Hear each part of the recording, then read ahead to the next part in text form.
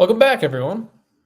Thanks for joining us on this fantastic Wednesday night, previewing the big game this Saturday, UCLA.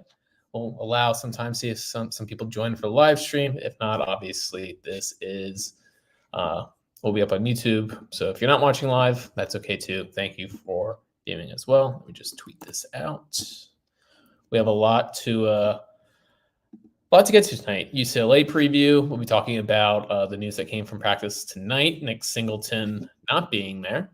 We'll kind of go over the Illinois win again. I want to play a little game of stock up, stock down with Tim, see where he kind of feels the position groups are at compared to where they were to start the season. And then we'll get into our UCLA preview. So have a bit of a busy night on this Wednesday. Just going to send the tweet out and we can get going. All right, tweet has been sent.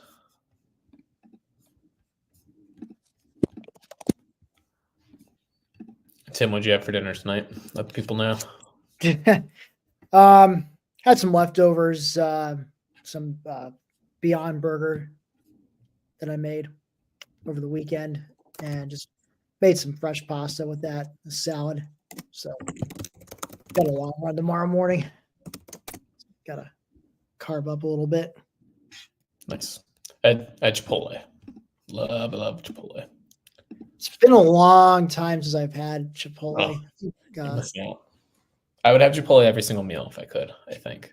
I'm maybe more of a taco. Yeah, there's a nice local taco chain that I sometimes get takeout from, like on Saturdays especially. All right, we got 3 people, so we can get going. Once again, we'll be talking UCLA. We'll be talking just kind of thoughts on that. The Illinois game has been, a few days. We've been able to let it settle, let it mellow, and kind of see takeaways from that game. Doing a little stock up, stock down. But let's talk about, first and foremost, the news that came out tonight. So media went to their weekly Wednesday practice availability. We're able to see, usually it's like 10 to 15 minutes of practice. And during it, they noticed that there was not a number 10 at running back. No Nick Singleton. He was absent from practice. After practice, then Franklin spoke to the media, and I believe it's Mark Brennan of he's Lions 24/7, right? Yeah, Lions 24/7. I'm so confused with. I feel like they always him and Sean Fitz and all those guys always switch. I can't remember where they're at. Yeah, Fitz is at on 3 now. So gotcha. So Mark Brennan of Lions 24/7 asked where Singleton was, and I don't have the exact question. I did see it. He asked directly, this is from Tyler Donahue of Lions 24/7 on Twitter. He said, Mark asked, we didn't see Nick at practice today. Is there anything going on there that might impact his availability? James Franklin said, no, not at this stage. Brennan then followed up, is there anything further you can tell us? Franklin said no. So take that however you will. I've seen some people really trying to read into that question of, is there anything going on there that may impact his availability? And Franklin saying no, not at this stage. I think that you can read into that, either way, whether you want to be positive or you want to be negative. He's saying no, not at this stage, as in it's just a veteran off day, or you can look into it as not at this stage, being that he's going through testing for something much worse. So Tim, what are your thoughts on Singleton? Not, just knowing that we're literally throwing darts in the dark here.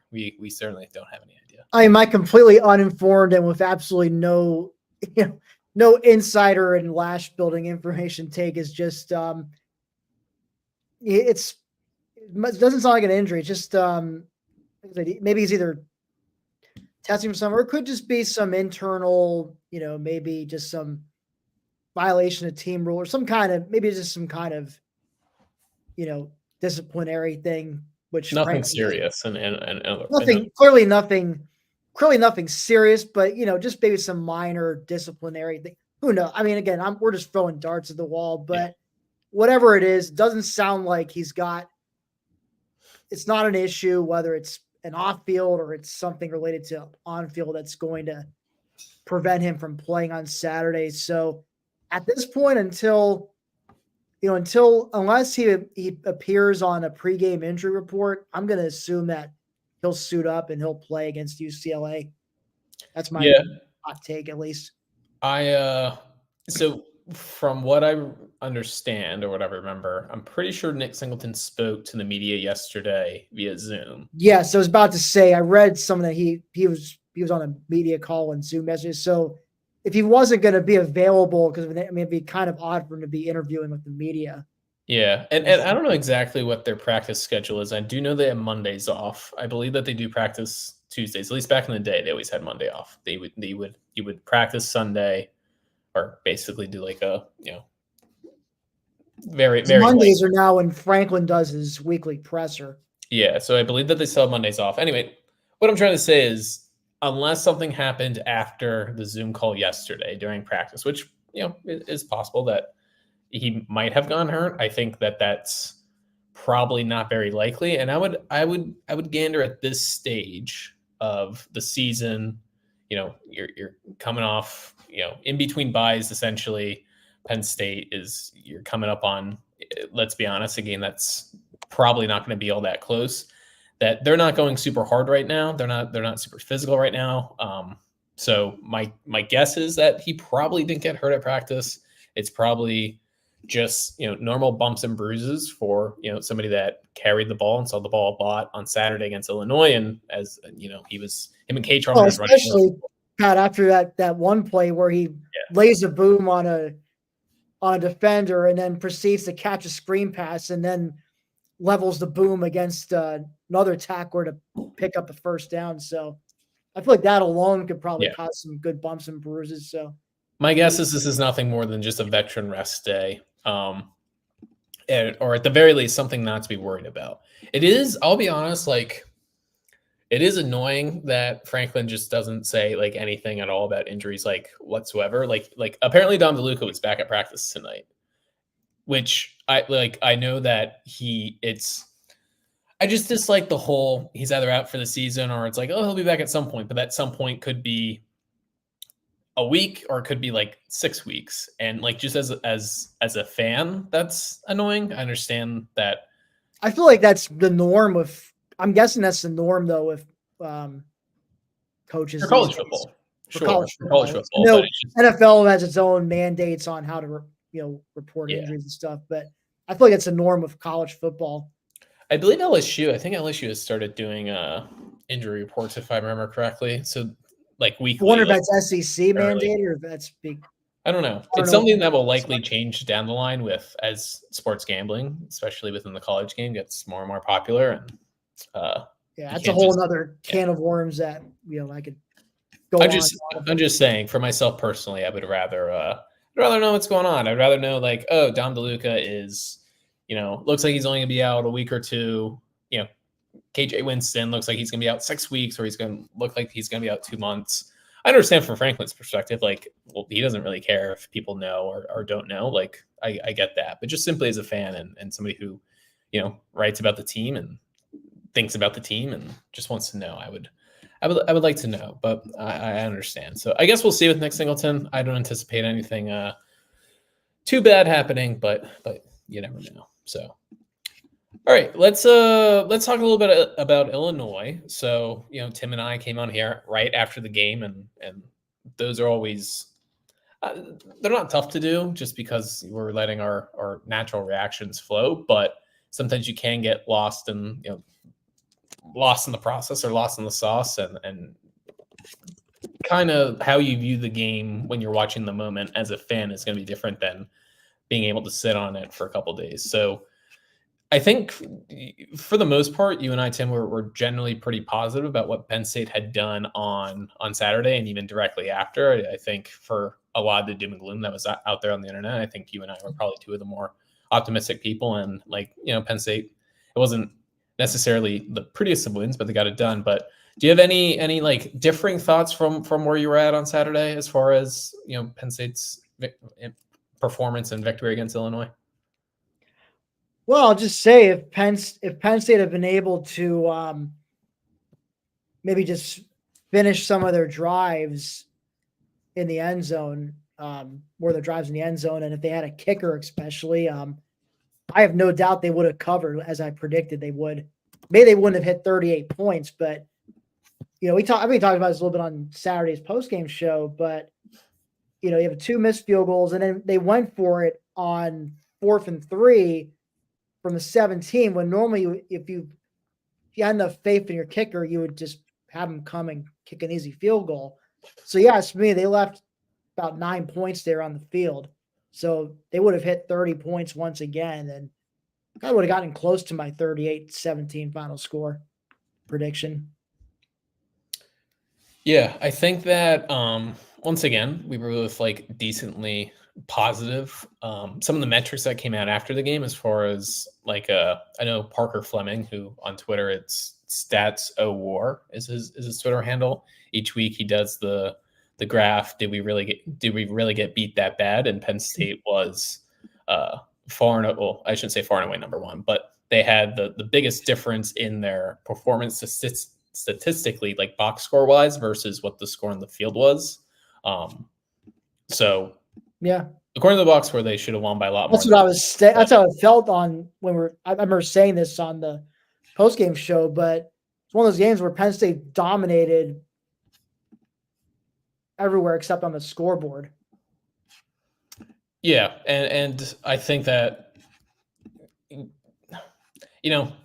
I think I'm not quite sure what I'm trying to say here, other than I think that Illinois did play better than like what Parker Fleming, once again on Twitter, what he was saying, that Penn State has probably should have won by a lot more than 21-7. And I definitely agree with that. I also feel like Illinois certainly feels like they left a lot of points on the board, as far as having 1st and goal at the 2.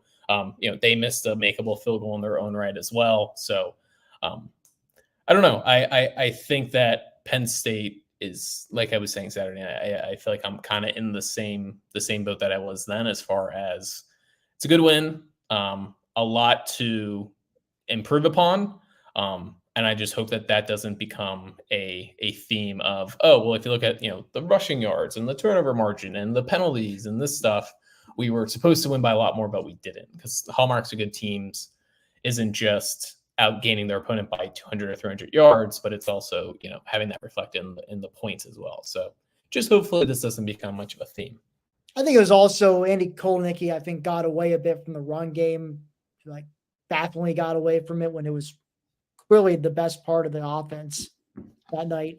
And then I remember they had passed 3 straight. Again, I'm repeating myself in the postgame show, but there were other factors too, which I'm hopeful, Andy Kolnicki's a smart guy. I think he'll fix some of those things and just stick with what's working, which he did a good job at doing overall, but just, the whole game. Got a great question here from DJ Dangerous Drops. How does a consistent top 10 team have a kicker that's consistently hitting 40+ yard field goals? I agree with you, DJ. I'm not sure how they haven't been able to find a reliable kicker at this point. I mean, apparently Sanders Sahaydak, from what it sounds like, he was doing well in practice, but I think, Pat, you alluded to this in your random thoughts post. It's one thing to be great at practice, but if you can't get it done on the biggest stage on game day, then it doesn't matter. And I guess I'm a little surprised because they brought in Chase Meyer, the transfer from Tulsa, who was pretty decent last year. You think he would have beaten out Sander, or this Ryan Barker kid? I don't know much about him, but I know he came in and kicked the last extra point for Penn State on Saturday night. And of course, I think it's safe to say it's either going to be Barker or Chase Meyer who's going to be handling the extra point and field goal duties from here on out. Maybe, I don't know, Sanders, maybe he portals out, or I don't know, he's got a strong leg, and I'm not sure if Gabe Nwosu's out of eligibility after this year, but maybe he could be the kickoffs guy going forward. I will say, even beyond this season, think of the high school scholarship kickers and punters that Franklin has recruited. It's not great. Blake Gillikin is, I really think, the only major hit. Jake Pinnaker wasn't bad. He was pretty solid. Right. He certainly had some good moments. Sure, a bit too, but most of the other guys, there haven't been a ton. If you remember Alex Barber, Alex Barber, yeah. didn't pan out. And He then was a miss. Alex Bacchetta is now at Rice. He was punter from the same school that Blake Gillikin went to. He I didn't guess Jordan Stout doesn't count because he was a transfer guy. at least in this exercise. What's that? I'm saying in this exercise, as far as just like high school guys. High school, high school. So because almost everybody else has been a transfer. Barney, Amore, right? Was that his name? Barney Amore, yeah, he was a Barney punter. Amore was, right. I think he was a Colgate or Fordham guy, if I remember correctly, prior. Yeah. And like you said, Jordan Stout, Virginia Riley Tech. Thompson now. So Riley Thompson was FAU. So just as far as this question goes, kicking has generally been, I think for the most part, pretty solid under Franklin. It's never been like a major issue up until, right now. But it was just something funny that I was thinking about as it's like almost everyone other than Gillikin, as far as scholarship guys, hasn't quite panned out. And Sanders Sahedek was a scholarship kid. So not trending in the right direction. Barker was a walk-on. There's a website, it's called Cole's Kicking. He's kind of the main point for kicking and punting recruits and stuff like that. Cole's Kicking did have Ryan Barker as a 5-star. So even though he's a walk-on, was a talented kid in his own right, not just some scrub from Bellefonte or something. No offense. Yeah, I feel like kicking. I don't know, scholarship. I just feel like scholarship, no scholarship. It's just kind of a crapshoot. It's very lucky to draw. And even if you look at the NFL and look at like where those kickers went, or at least started at, because nowadays you're seeing a lot of kickers. If you go to Louisiana Tech and you make 14 of 16, like you're going to be able to go to an SEC school. But if you look around the NFL, it's like it's random schools as far as kicking. There's no rhyme or reason sometimes, and proof with Sanders Sahedek as far as you can have the most talented leg and you can make 55 yarders in practice with ease. You get into a game and you need to make a 41-yard field goal and you can't make it, and all of a sudden you get in your head and you're almost missing extra points and stuff like that. So not great. This actually delves quite nicely into the stock up, stock down game that I want to talk about. So we're going to go through all the positions, Tim. I'm going to ask you stock up, stock down, buy or sell. I mean, whatever game we really want to play, we can call it. What I am take out kicker, because that's obviously not great. Punter, we don't really need to talk about punting. I guess it's been fine and hasn't really been much of an issue to this point. But I did take out running back because I assume that we're all happy and fine with Kaytron Allen and Nick Singleton. And I did take out tight end as well because both of those are very much obvious. Not that some of the other ones I think will be decently obvious as well as far as probably where you're leaning, but just did take out running back and tight end because we don't need to get too much into the weeds of things for there. So let's start off at we'll go offense to defense. So quarterback. So where were you on Drew Allure coming into the season, and where are you now? Would you say that his stock has gone up or has his stock gone down?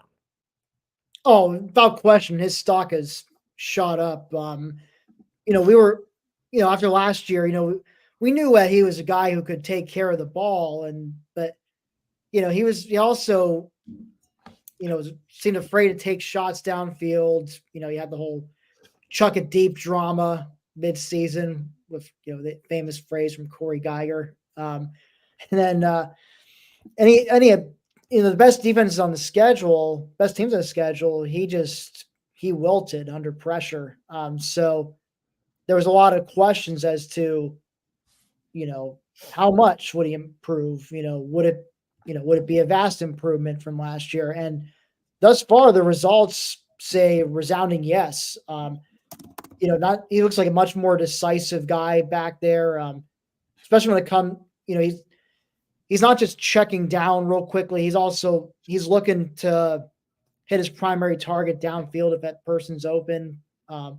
But generally, he's good for at least like one or two deep ball attempts a game, and also just more decisive when it comes to, taking off and running when nobody's open, or if the pressure's coming, then, he also looks a lot more nimble. We talked about, he lost some of the baby fat over the off season, just looks leaner, just more mobile, just more sure of himself. I know he looked a little bit, maybe he looked a tad frazzled at times last Saturday. I don't know what it was, but he missed he kind of misfired a little on some easy throws. I mean, not like bad misfires, but just maybe put balls just a little bit out of reach of his targets, or at least it would be like a tough catch for his targets. He had a few of those early on. He did calm down in the second half though, and he was efficient. I mean, he didn't do anything to cost them the game. No terrible decisions or dumb turnovers. So overall, he's been pretty solid. I think he's gonna bounce back and have a pretty good game against a porous UCLA defense, which I'm sure we'll get into later on. Yeah, definitely stock up for Drew. Even last Saturday, which again wasn't a bad game, but it was more 2023 Drew than 2024, which hopefully once again, as far as like themes we don't want to see, don't want to see super cautious Drew too much. Not that he was that super cautious, but you know what I mean. Discussion for another day, but do want to say that Mel Kiper came out with his top 10 quarterbacks, and not that Mel Kiper is exactly he's for sure the most notable draft guy, but wouldn't say take his word as gospel as far as where these guys are going to go. But Drew was ranked number 6, so he's behind Shedeur Sanders, Carson Beck, Quinn Ewers, Cam Ward, and Jalen Milroe. And right after him is Jackson Dart, Garrett Nussmeier, Nolan Moss, and Will Howard. So not the strongest quarterback class. And I tweeted about this and saw some talk about, will Drew come back? Won't he come back? Or I'll be honest, most of the replies were saying how he should come back.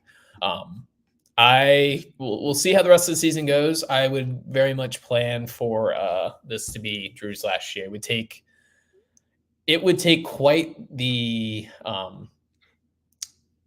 struggle these next couple games for him to, I think, not earn a first round draft grade, at least in my opinion. That's my thought. Right now maybe number 6. Sounds like he's probably a second round pick from that, but if he continues to play the way he's been playing so far this season, I mean, that's going to shoot up, and he's going to project out as a first round pick. So, and even those quarterbacks, it's I don't think there's too big of a difference between Carson Beck, even going all the way down to like Jackson Dart and Garrett Nussmeier. Like, I think that's really like 2 through 8 of Mel Kiper's list. Like, you can kind of see being interchangeable. Jalen Milroe, for example, is a guy who I think there's probably a lot of NFL teams that would absolutely have him in the first round, others that maybe not so much. So still a lot of time left, and that's certainly not something I want to harp on too much as far as Drew's NFL stock. Yeah, we just entered October.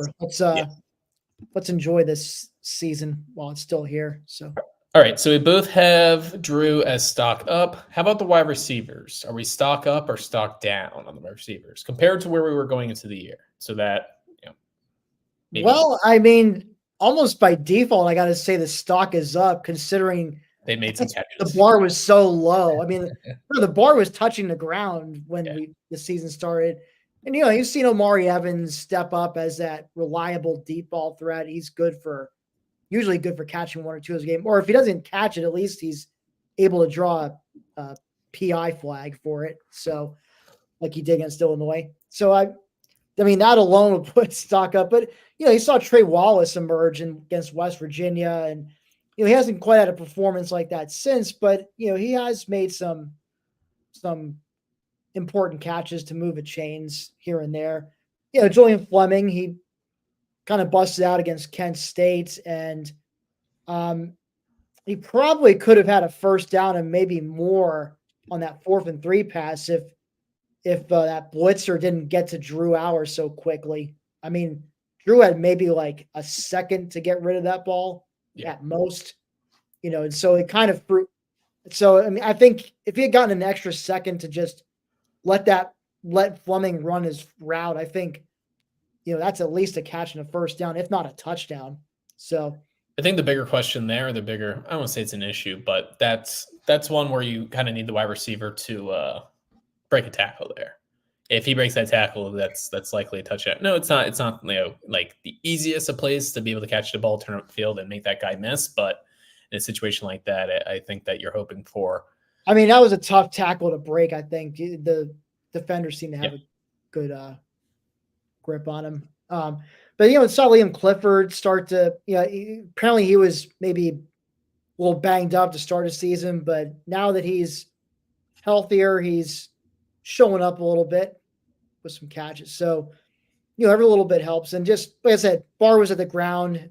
There's at least some life in the receiving core. You still like to see more consistency out of it, but I mean, by default, I got to say stock is up. Yeah, I will cheat a little bit and say stock is up for Trey Wallace. I think for the rest of the group, I wouldn't necessarily say stock down, but jury is definitely still out as far as Liam Clifford, Julian Fleming. Amari Evans, I mean, his role is kind of different than the rest of those guys as far as just mostly being a deep threat at this point. He did make a nice catch on a slant against Illinois, but I still have a lot of concerns about where Penn State's wide receiver room is, and I think Tyler Warren, is masking them a lot for at least these first couple of games as far as being an outlet. But that's also kind of the point of bringing Andy Kotelnicki in, so he can scheme guys like Tyler Warren and Nick Singleton can turn out and open, so that even if the wide receiver room isn't as good as we necessarily hoped, that maybe they don't need to be, at least for now. But I think you watch college football around the country and you see how important elite wide receivers are. Look at Ryan Williams at Alabama, just like how he completely changes that team for them. So easier said than done to get the Ryan Williams of the world, right? But just something to keep in mind. Offensive line, we don't spend too much time on. I think that that's a stock up as well. That's probably, I don't necessarily say it was like a wide receiver type of like the bar being that low necessarily coming into the season, but losing Fashanu, losing Caden Wallace, losing Hunter Norzad, I think there was, reason for concern or at least skepticism, and they've done really well. Yeah, I think we're in agreement there. Defensive end, stock up, stock down. Here's So if we were doing this show a week ago, I would have said stock down, but after that performance against Illinois, I got to say the stock is up.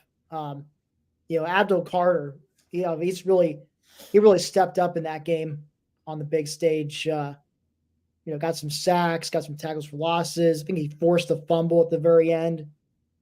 Denai Dennis Sutton looked pretty good off the edge too. I guess we are doing defensive tackles separately, so I'll save the Zane Durant comments for that. But after this past weekend, actually, I think the stock is up for the defensive ends. I'm going to be a tough grader here. I'll go stock down, just simply for the fact. Well, one, I might have said that I thought Abdul Carter was going to have 16 sacks this year and break Carter-Nassib's sack record. So that's partly on me for maybe having the bar being too high going into the season. I think the other thing is that while Carter definitely did have a really good game, two of those sacks, or his two sacks, came on that last series where he was doing more of the spy work than necessarily just as a defensive end. So once again, just to be nitpicky, would like to see just a little more production. I mean, I guess they're kind of using him more as a hybrid role. Yeah. I mean, I guess he's not really playing traditional linebacker anymore, but he's not exactly like always having his hand in the dirt either as a defensive end. Sometimes they have him as a stand-up edge rusher. So it's like I guess hybrid in that sense. And even they've been standing him up like in a nickel mug look, where you have the linebackers kind of standing right over the center, and that's what he's been doing. And people have been saying that he's spying, which is, yes, he's certainly spying, but it's almost of a delayed blitz of as soon as the quarterback leaves the pocket, that's when Abdul goes, and that's when he got at least one of his sacks, or the last sack of the game, which, yes, he deserves credit for, but just as far as defensive ends go. And I'd say Tom Allen's done a good job adjusting and figuring out how to best utilize him now, and he's kind of starting to look like the Abdul Carter we were hoping to see from the beginning. Defensive tackle, stock up, stock down. This is one. I think Durant's beast. Yeah, I think up is correct. They've been so good against the run and kind of okay. So my take on college kickers is I just want you to make it from inside 40, and my take on college defensive tackles is just stop the run. Like, for the most part, like, yes, pass rush is great and everything, but if you can just be really stout against the run, I'm not going to complain. And I think that's what they've been absolutely dominant against the run. So yeah, definitely think that they are stock up. And sorry, not to cut you off if you want to talk more about Zane Durant, because he's been really good. Oh, I mean, I just want to say he's been great. I mean, of course, not just a great job stopping run, but he's like a pass rush threat straight up the middle, which that's like an added luxury if you ask me to have someone like that. So it's been great in that sense. I'd say just based on Zane's performance alone, it's stock up for the defensive tackles. Certainly. Linebacker. Interesting position group. Oh man. I mean, well, Kobe King balled out Saturday night. But this is obviously a look at over the course of the whole season so far. I mean, I gotta think it's neutral or no change in stock option. Sure, we'll give you. I don't want to say I don't want to say stock up necessarily, but I can't say stock is down either, because I know linebacker was a concern. The depth at least was a concern coming into the season. Yeah, and of course you had the Dom DeLuca injury, and apparently he's supposed to come back for UCLA this weekend. Would be available. I think jury's still out on linebacker. Obviously, Kobe King, I have no concerns. Tony Rojas has been a nice. He's done nicely as his first year as a starter, but he does need to get better at tackling and wrapping up. But he's getting better with each game. I mean, like I said, I think I see more body of work before I can say stock up, stock down. I think right now it's just neutral. All right, so we're going no change. No change at linebacker. That's fine. We then have safety. Stock up or stock down on safety?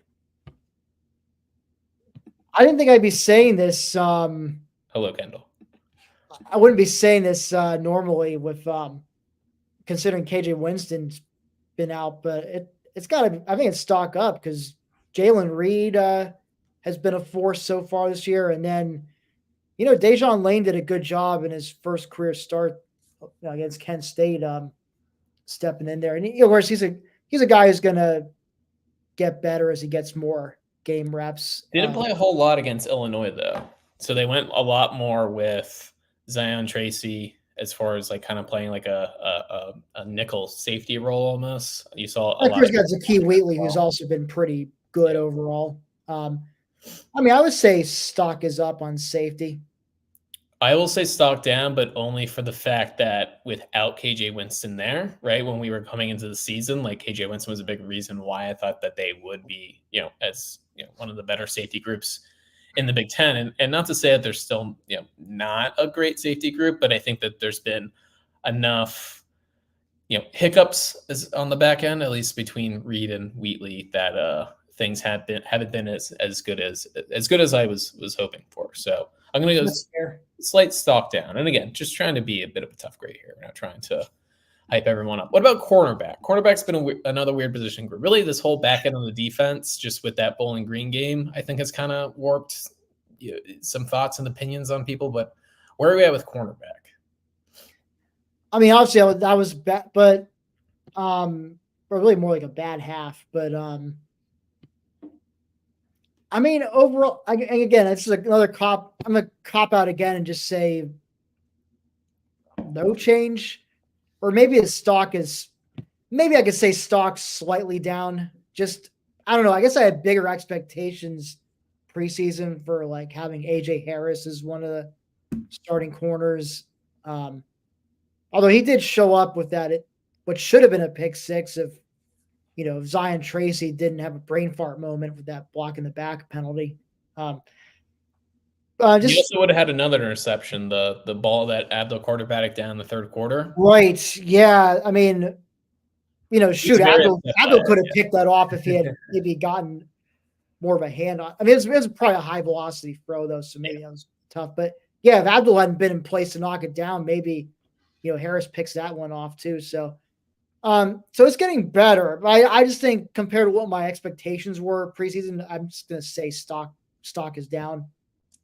But there's a chance for that to go up. Yeah, this would be one that I would say probably neutral. I think AJ Harris has been good. I think that's like a definite hit. I don't know if he's like a bona fide number one corner, like like a necessarily like a first team All Big Ten guy this year, but he's been certainly starter quality. Looked really good. I don't know about another corner spot, and if I had to pick one guy moving forward that I would like to steal from the segment, buying stock in, I think it would be Elliott Washington as far as who at the end of the season is that cornerback too. He's been a nice he's been nice to see step up. Yeah, as far as between Kimber and between Zion Tracy and Cam Miller, I kind of like the cut of Elliott Washington. So we'll see what happens. All right, we're 35 minutes into this. Before we get to UCLA, one question. This kind of just delves off of what we just talked about. I was thinking if you could add a starting level player to any position on Penn State's team, where would it be?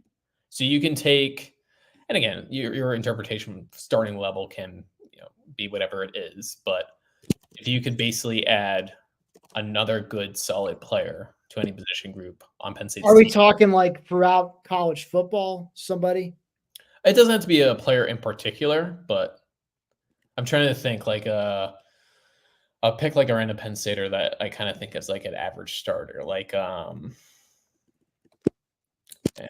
let me go back. So you're saying we get out a former Penn State player to this current starting lineup? Well, not necessarily a former Penn State player. I'm just saying like an average starter. You can just take like this made up creative player and put them into Penn State's starting lineup as like a benefit. What position group would you say needs the most help?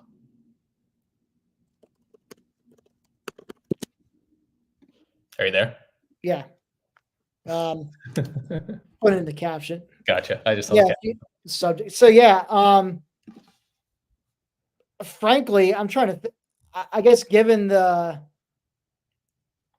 I think mine would be maybe get another linebacker or another safety. So I would go wide receiver. I mean, I was thinking that, but I also feel like, linebacker and safety, we, could use a little more depth. I could, like, speaking of like former Penn Staters, like I just basically all throughout the week, I just think of like a random like Penn State wide receiver, like, damn, he'd be good on this team. Like DeAndre Tompkins. DeAndre Tompkins would absolutely be. Chris Godwin. Well, okay, I would say Chris Godwin's a little bit better than.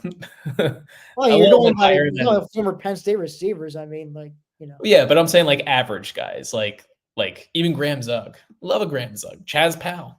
Oh, okay. I don't. Maybe we weren't specific. Okay, average as in like average ability, not like future, NFL draft pick caliber guy. Yeah. Okay. I mean, yeah, it's like Garrett Taylor. Does Derek Moya count? I think Derek Moya's too high. Like Garrett Taylor would be like an average safety, I would say. Like if you were saying before safety, like average linebacker would be like Ellis Brooks, maybe.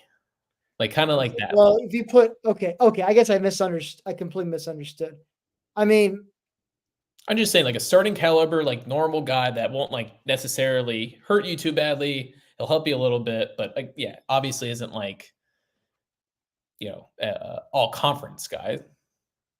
I still think my answer would be wide receiver in any case. So a wide receiver and a Grand Zug or DeAndre Tompkins kind of mold. Yeah, just would love a guy to come in here and just get 35 receptions and 5 touchdowns. Geno Lewis, maybe something like that. Saeed Blacknell. Saeed Blacknell. Love a Saeed Blacknell right now. Just go through the decades of Penn State. Average guy who steps up in maybe one of the biggest games in program history, with 3 touchdowns in the conference championship game. Hold on, who's that? That was Saeed Blacknell.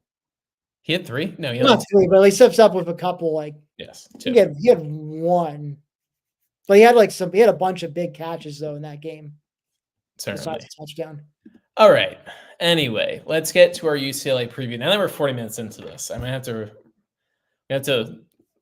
cool it with the segments or the bits. Oh, I mean, we can go a little bit over 45 minutes if it's not a. No, it's not a big deal. I just fast rule. I don't want to say UCLA preview, and then we're 40 minutes in, haven't talked about UCLA yet. So let's talk about UCLA. Tim, give me. Let's start offensively. Well, let's start big picture because UCLA. I'll kind of set the mark here. UCLA stinks. So Tim, you can take away from there. Yeah, UCLA stinks. This is probably it's a tie between either them or Purdue for worst team on the Big Ten slate that Penn State will face this year. And so I was pulling up their stats here on ESPN. And so their starting quarterback, who by the way is questionable because he hasn't has not practiced. Ethan Garbers, that's their starting quarterback. He's currently injured and hasn't been practiced. Officially questionable for Saturday. He's thrown 3 touchdowns and 6 interceptions this year. So do the math. That's a 1-to-2 touchdown interception ratio. Not good. If he can't go, his backup, Justin Martin, has thrown 5 career passes. He's 2 for 5, 12 yards. Longest throw of 7 yards. So I think he's kind of known more for his legs and his arm. And so that's what they might be making his first career start in Beaver Stadium on Saturday. And problem is, though, they don't really have a run game to lean on. TJ Harden's their main back. It's averaging only 3 yards a carry. He's got a touchdown. His longest carry is only 21 yards. Their top receiver, Rico Flores Jr., 12 catches, 187 yards. He's got a touchdown. And actually, believe it or not, the TJ Harden, their running back, leads a team in total receptions. He has 13 of them for 88 yards. So he's kind of like, they kind of use him as a receiving option too. So not a whole lot for them to work with offensively. Defensively, they're not really much better. Their D-line doesn't really generate much push. I think this is another opportunity for the O-line to just flat out dominate, similar to what they did against Illinois' D-line last Saturday. I know they did get a pick six. Their secondary got a pick 6 last week against Oregon. That was actually the only touchdown they scored. They kicked a couple field goals, which actually that's their strongest suit, special teams. They've got a pretty good field goal kicker, Ateem Bagani. He's 8 for 9 on the year on field goals, which must be nice. He's perfect from inside of 40. He's 6 for 6 inside of 40. He's 2 for 3 outside of from 40 and beyond, including a 54-yarder. So, I could see him making a kick or 2 on Saturday. So really, I'd say their kickers are biggest threat that, at least scoring wise. Iowa West. Iowa has found Iowa West, yeah. Without the stout defense or a run game. Offensively, so here's some things I wrote down as far as UCLA's offense goes. They're last in the Big Ten in rush yards per attempt. They only get 2.48 yards per attempt. They're 14th in pass yards per attempt, so 6.7 yards. So they can't run the ball. They can't pass the ball. They don't take care of the ball either. They're 16th in turnovers lost. They've committed 8 turnovers. They're 16th in third down conversions, so they're not getting first downs and certainly not converting third downs. And when they do make it to the red zone, they're not very good either. They've only got they get their field goals, as Tim mentioned, but they've only scored, I believe, 3 or 4 touchdowns on their 10 attempts. And yes, their 10 attempts are last in the Big Ten, tied with Michigan, oddly enough. So Michigan also not exactly moving the ball this year. So, going to be a rough one for UCLA offensively. Obviously, they are still reeling from Chip Kelly deciding pretty late in the coaching carousel season to leave UCLA and go to Ohio State. And there was a lot of, I think, internal drama between Chip Kelly and UCLA as far as UCLA wanted to fire him. They didn't. Frankly, UCLA screwed up not firing him during last season. Like they were, I don't even remember last year. It was around towards the latter half of the season, but there were rumors swirling that Chip Kelly was getting fired. And then I think they won a couple games, including they pulled an upset of a bigger opponent. And then Kelly's allowed to stay on for the remainder of the year, but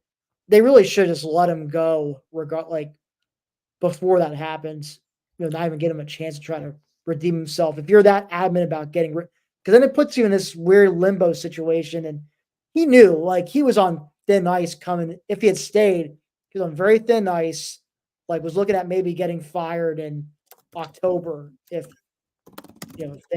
they didn't get off to a good start. So, he smartly, got the hell out of Dodge, but that left UCLA in a bind, and they went and, make this desperation hire into Sean Foster. Do you remember watching his Big Ten media day press? Just that awkward intro. You kind of knew. I kind of knew from there. I'm like, yeah, this guy might be a little in over his head. I kind of, in a way, I feel sorry for him. He obviously just isn't ready for this job.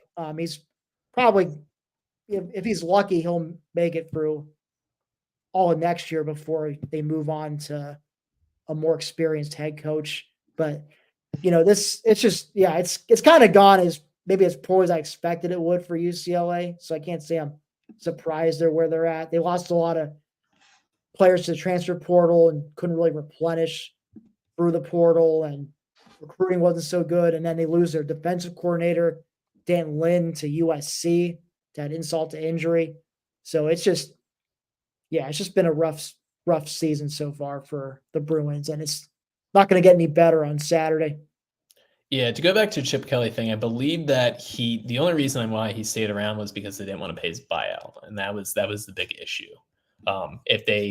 UCLA, I believe, is having some money problems, and I think that even following their basketball team, I know Mick Cronin wasn't exactly happy with some NIL and stuff like that. So don't believe they had the funds.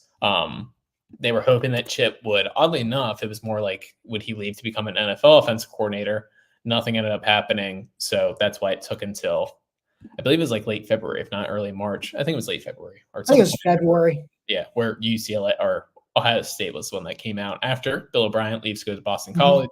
Then they go and get Chip, and his buyout, as far as him leaving, was much cheaper, only $1.5 million compared to $8.5 million that UCLA would have had to pay had they fired him themselves. So I think that was the issue, and it was that weird time of the season where you're not going to be able to really, hire a full-time head coach, or at least not one that's not already on the staff. So they go to Sean Foster, and we'll see if I'm not going to act like I have any inside sources with UCLA, but I think it could be the case of one and done for Foster. We'll see what happens. I know he's pretty close with their AD, so perhaps he gets an extra year, knowing that he was kind of, started. It's hard for me to see him being one and done, considering when he was, and especially if he, like you said, if he's friends with the AD, I would think the AD is going to give him a bit of a longer leash than just this year. But unless there's significant improvement next year, I think he's a 2 years and done guy. Yeah.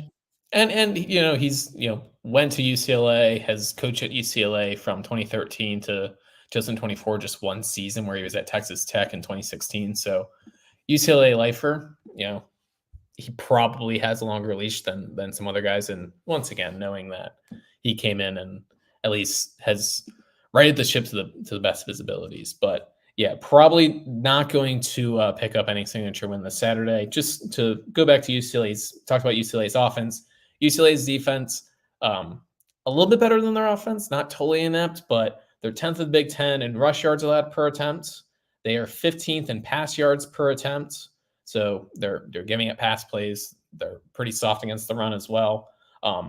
They're 16th in sacks. So they're, out of the 18 teams, they're 16th in the Big Ten in sacks with 5 sacks. All 5 came against came against Hawaii. So not generating much of a pass rush when they're playing actual teams, teams like LSU and teams like Oregon, teams like Indiana. So not expecting this one. The offense should cook.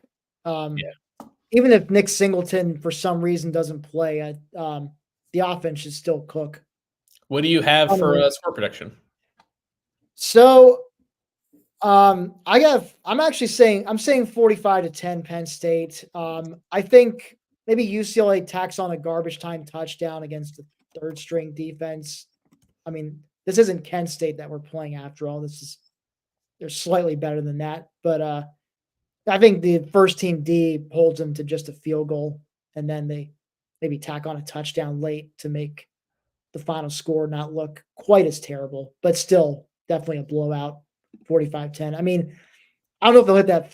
I'm not sure if they'll hit the 45 number, but I think at the very least they should break into the 30s like they should have last week, if not for the poorest kicking.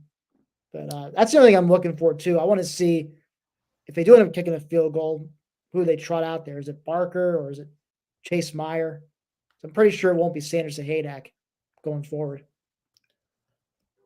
I'm right along with you as far as 45-10, somewhere around there. I'll go a little bit higher. I'll say that Penn State does break the 50 mark. I'll say they get to 52. I'll say 52. I'll go 52-10. Penn State's a 28-point favorite.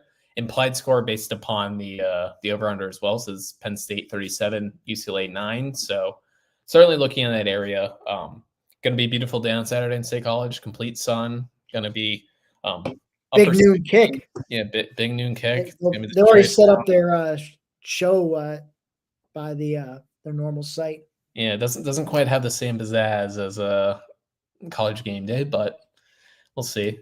But no, it should be a beautiful day in State College, and whether Nick Singleton plays or not, I think we're going to see a big day from Penn State, both offensively and defensively, just because UCLA is that bad, and hopefully get out of the game without any injuries as they head to USC for what will be a very big matchup on CBS 3:30. Confirmed kick now. So, Any other final thoughts, Tim, on UCLA?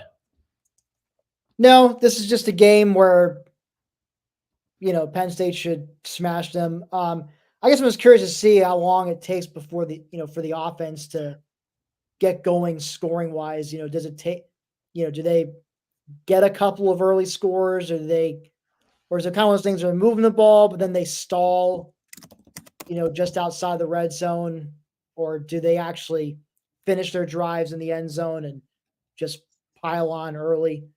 We'll see, but the end result should be a comfortable blowout win, and let's just hope that no key players get injured. That's in these types of games where it's expected to be lopsided. That's really what you're looking for the most.